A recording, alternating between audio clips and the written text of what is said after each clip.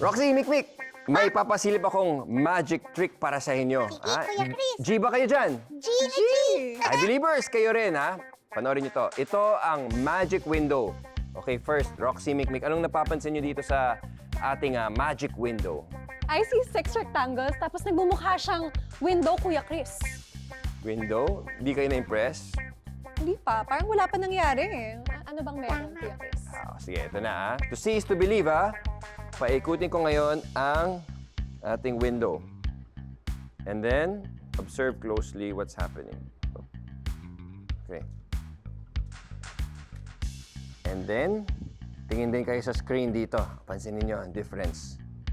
Actually, in person, parang walang nangyayari, di ba, Mikmik? Apo. Parang normal lang siya nagro-rotate in one direction. Pero Okay. when you look at it on the screen, Aha. parang bumabalik-balik siya. Oo, Parang tama ka yun, ang dyan. galing.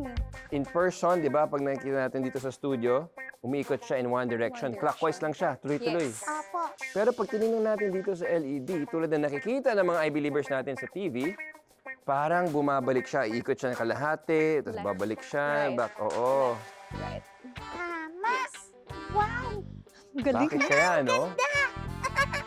Pero Magic teka, na, Kuya Chris. hindi pa nagtatapos dyan ang ating magic. Meron pa? Meron pa. Wow, Ay, sige po, ano sige pang po. meron, Kuya Chris?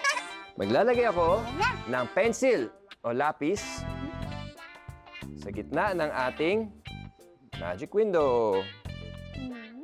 And then, obserbahan ninyo kung ano ang mangyayari. Ayan, umiikot ulit siya.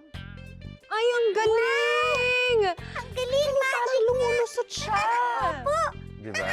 Ang galing! Paano nangyari yun? Mas nagmukhang magic ano, nung nadagdagan ng lapis. Tama ka. Parang Roxy, tumatagas yung magic na pencil at magic umiikot na sa yung window. Oo. Oo. Okay, so nakikita niyo dito, Roxy, Mikmik, umiikot lang yung pencil kasabay ng window, di ba? Oo. Pero dito sa screen, ano napapansin nyo? Parang lumulusot yung lapis. Lumulusot siya, di ba? Dun Sa mga windows. frame. Oo.